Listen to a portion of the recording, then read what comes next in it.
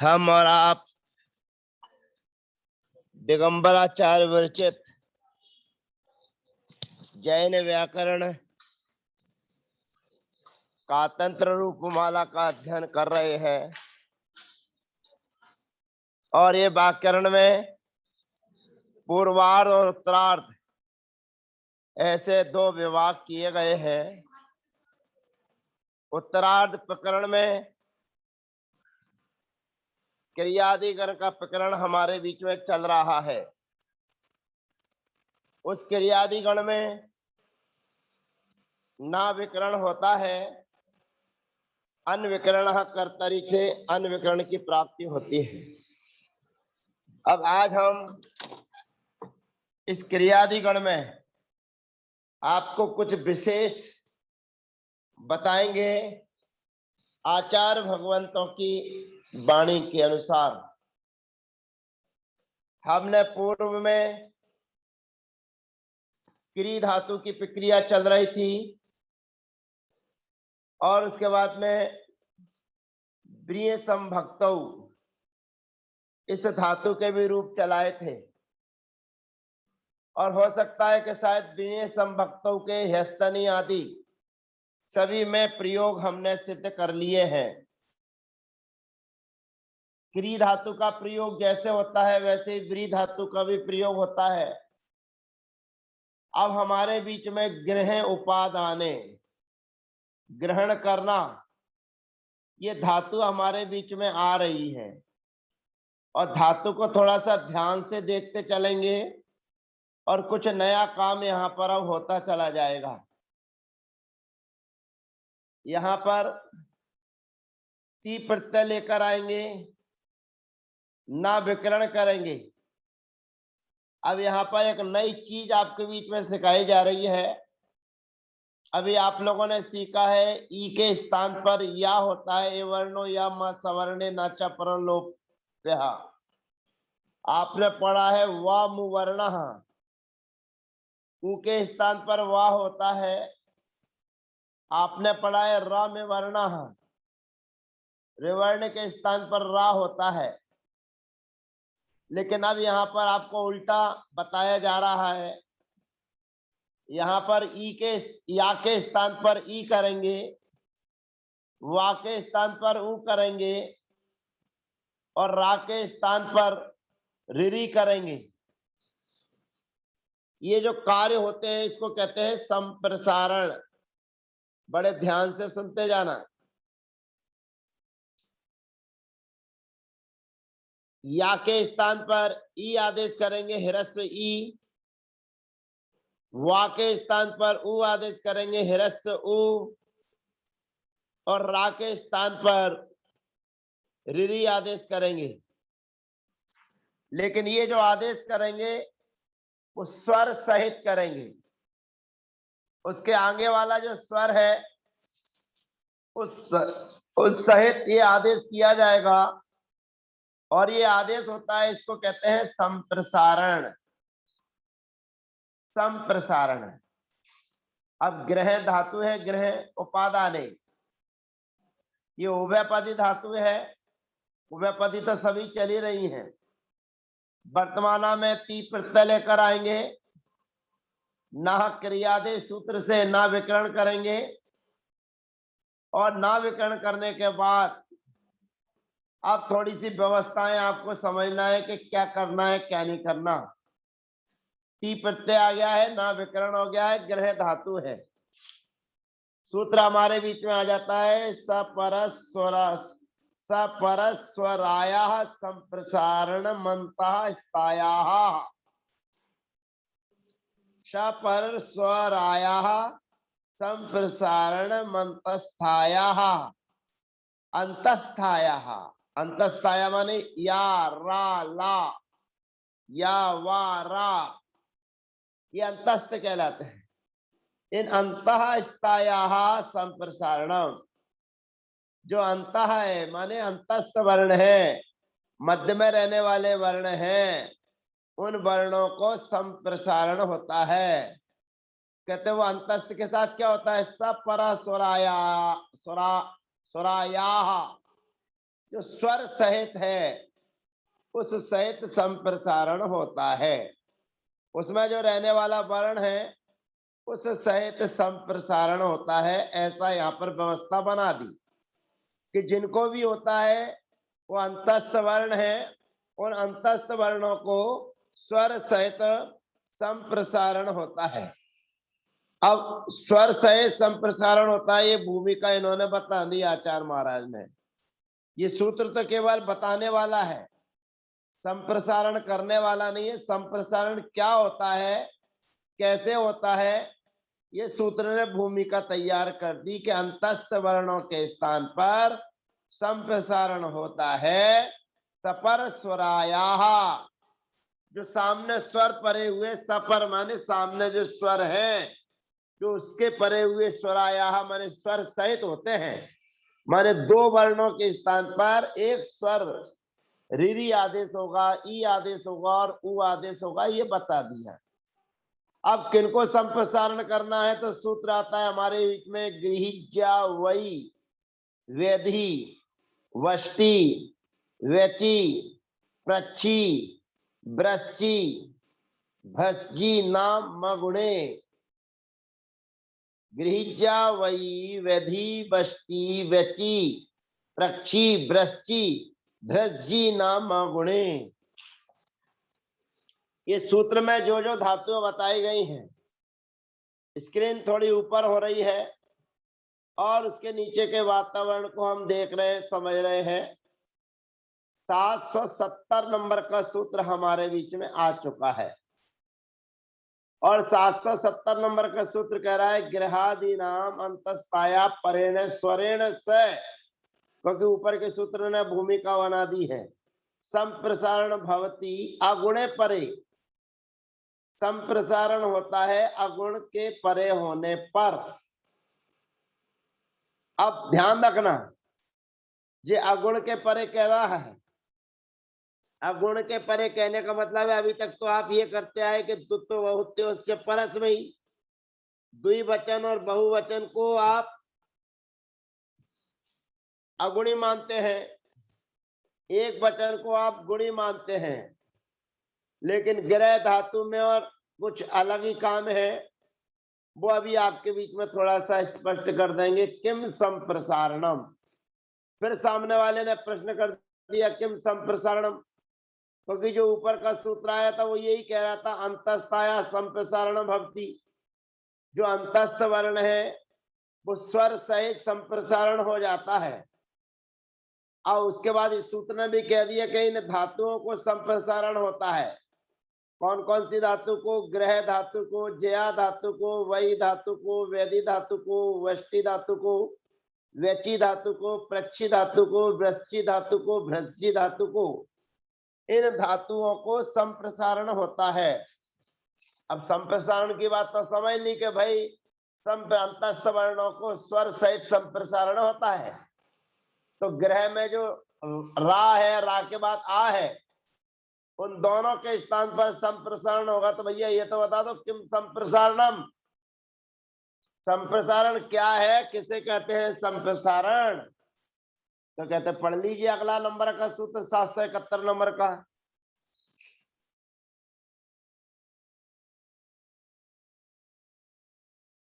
संप्रसारणम यब्रतोन्तस्था निमित्ता,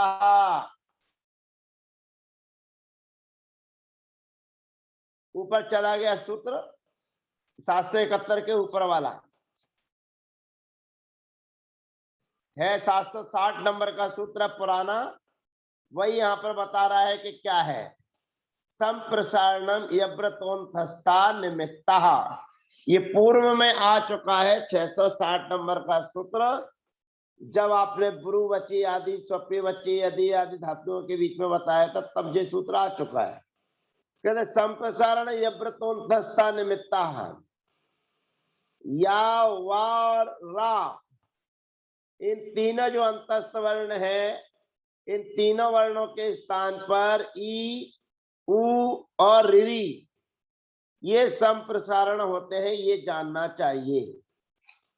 अब थोड़ा सा आप अपनी कॉपी पे लिखना चाहें तो लिख सकते हैं, संप्रसारणम यब्रतोन्थस्ता निमित्ता।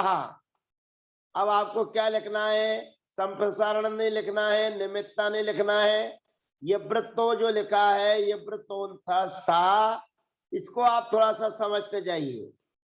आप अपनी कॉपी पे लिखिए ह्रस्व ई, फिर उसके बाद में धन का चिन्ह लगाइए, फिर लिखिए ह्रस्व उ, फिर उसके बाद में धन का चिन्ह लगाइए और फिर लिखिए ऋरी।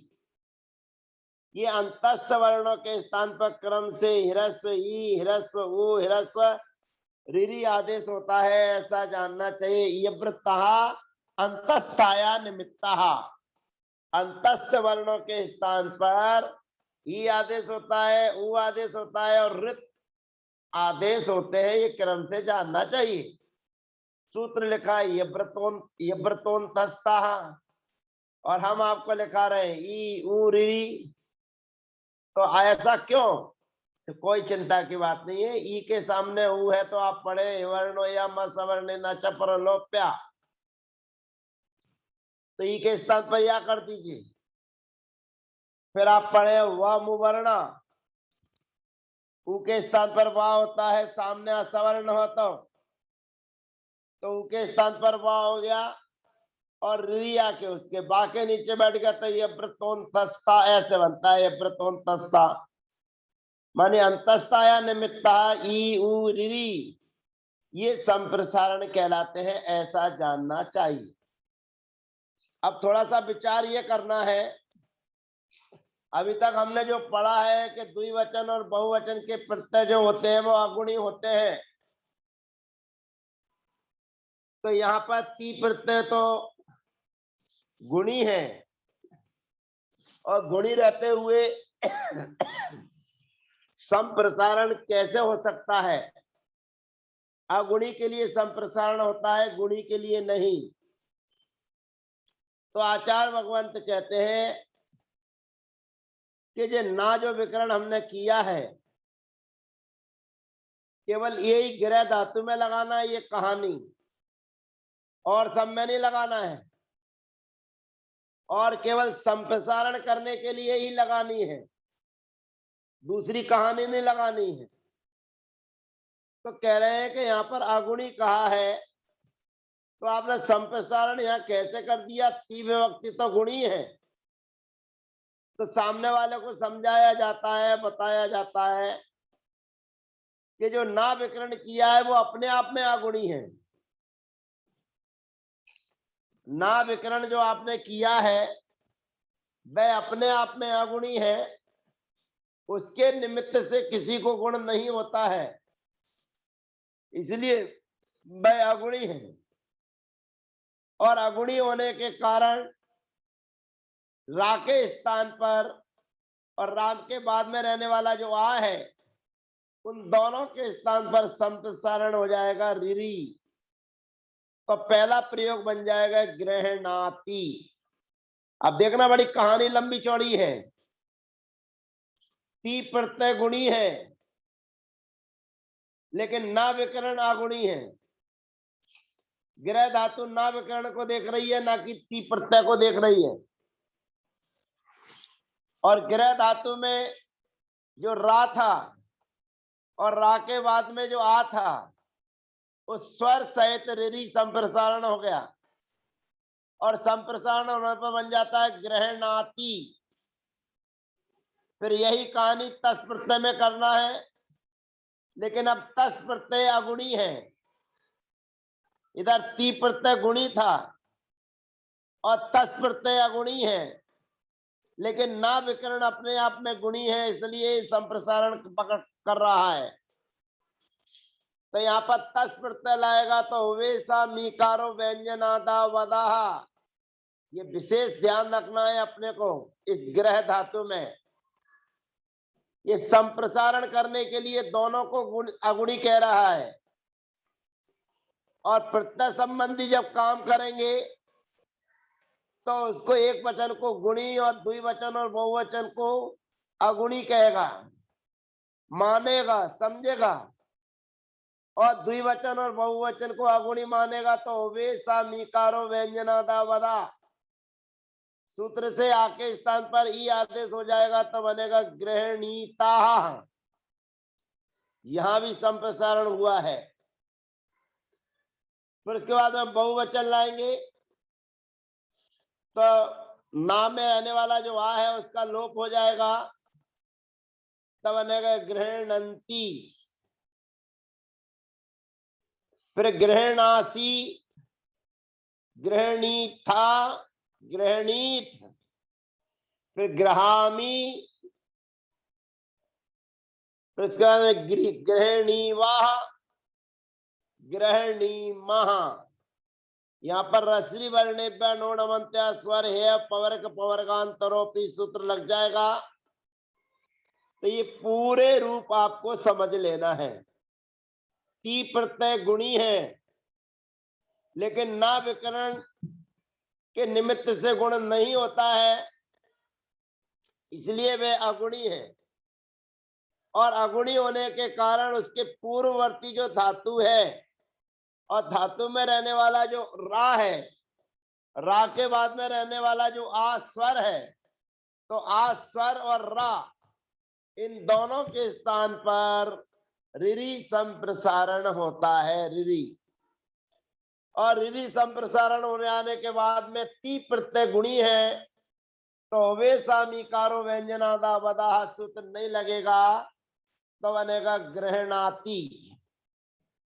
द्विवचन में प्रत्यय अगुणी है, ना विकरण अगुणी है, तो ना विकरण अगुणी होने के कारण संप्रसारण हो जाएगा और ता प्रत्यय अगुणी होने के कारण ओवे सामीकारो व्यंजनादा वदाह सूत्र से आके स्थान पर ई आदेश हो जाएगा गृहणीता। फिर अंति प्रत्यय अगुणी है तो ना में रहने वाला जो आ है उसका लोप हो जाएगा, तो बनेगा गृहणंती। ऐसे ही सी में गृहणासी, गृहणी था, गृहणीत, फिर ग्रहण, गृहामी, गृहणामी, गृहणीवाह, गृहणीमाह। यह प्रयोग हमारे सिद्ध हो जाते हैं। इनमें जितनी भी धातुएं बताई गई थी उन सभी को संप्रसारण करेंगे तो एक नया नया रूप आपके बीच में बनता चला जाएगा। लेकिन उसमें अपने को ये ध्यान रखना है कि जो जो धातुओं के नाम गृह्या वही वृष्टि आदि में बताए थे वे सभी धातुएं क्रियादि गण की नहीं है, इतना अपने को ध्यान रखना है।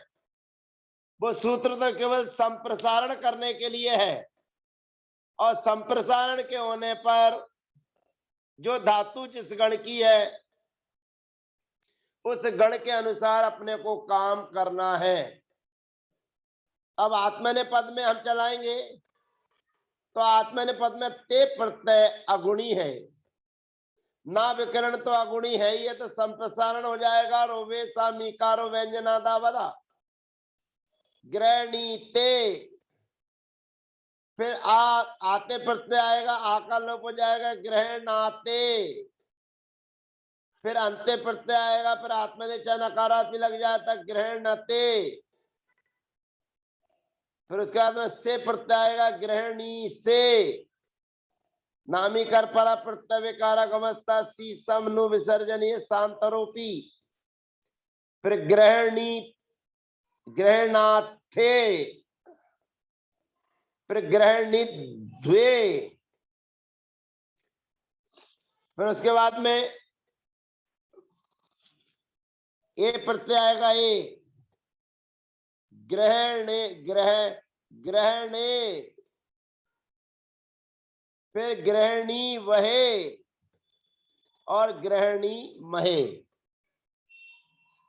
अब सप्तमी में चलाएंगे, यात प्रत्यय लेकर आएंगे, संप्रसारण हो जाएगा। संप्रसारण होने के बाद में यात प्रत्यय सप्तम में हम जैसे अगुणी है तो वे सा मीकारो व्यंजना नावदा से आके स्थान पर ही आदेश हो जाएगा। तो बनेगा गृहणीयात, गृहणीयाताम, गृहणीयुः, फिर गृहणीयाः, फिर गृहणीयातम, गृहणीयात, फिर गृहणीयाम, फिर गृहणीयाव, गृहणीयाम। ईत प्रत्यय आएगा, ईत, ईत प्रत्यय में आ का लोप हो जाएगा और संप्रसारण तो हो ही रहा है। गृहणीत, गृहणीयाताम, गृहणीरन, गृहणीथा, गृहणीयाथाम, गृहणीध्वम, गृहणीय, गृहणी वही, गृहणी मही। इस प्रकार से हमने ह्यस्तन आपने ग्रह धातु के रूप वर्तमान और ह्यस्तनी में आज चलाए हैं। अब अगले सत्र में पंचमी और ह्यस्तनी में हम आपके बीच में रखेंगे। 1 मिनट में आज के विषय पर पूरी बात, ग्रह धातु से ती प्रत्यय लाएंगे। अभी तक ती प्रत्यय गुणी कहलाता था, उस संबंधी हम कोई काम करते थे, लेकिन जो धातुएं बताई गई हैं उनमें ना विकरण जो किया वो ना अपने आप में अगुणी है। उस अगुणी के कारण वर्तमान के एक वचन में संप्रसारण हो जाएगा, तो रा और आ के स्थान पर रिरी आदेश हो जाएगा। द्विवचन अप्रत्यय गुणी है, ना अगुणी है, तो प्रत्यय गुणी है तो वेसा मीकारा व्यंजनादावदो। इस सूत्र से जब प्रत्यय अगुणी होगा तस, तो वहां पर आके स्थान पर ही हो जाएगा, तो मानेगा गृहणीता। अंतिम प्रत्यय आएंगे तो आकार का लोप हो जाएगा क्रियाधिकरण से विकरण से। उस अभी जो सूत्र आया था उससे आकार लोप हो जाएगा और सामने वाला इसमें जुड़ जाएगा। ये अपने को ध्यान रखना है। गृहणाते, फिर गृहणन्ते, आत्मनेचन नकार लग जाएगा गृहणते। उसके बाद में गृहिणी से हो गया और उसके बाद में गृहणीयात, गृहणीयाताम। ये अपने को ध्यान रखना है कि यहाँ पर संप्रसारण जो करना है, संप्रसारण के लिए सूत्र तो कह रहा है अगुणी होना चाहिए, लेकिन अभी तक अपन ने सीखा है कि द्विवचन और बहुवचन में ही गुण का निषेध होता है। पर यहाँ पर कह रहे हैं जो ना विकरण किया है वो ना विकरण अपने आप में अगुणी है और ग्रह धातु के सामने ना की चर्चा, इसलिए यहाँ पर संप्रसारण हो रहा है। इतना विशेष जानिएगा।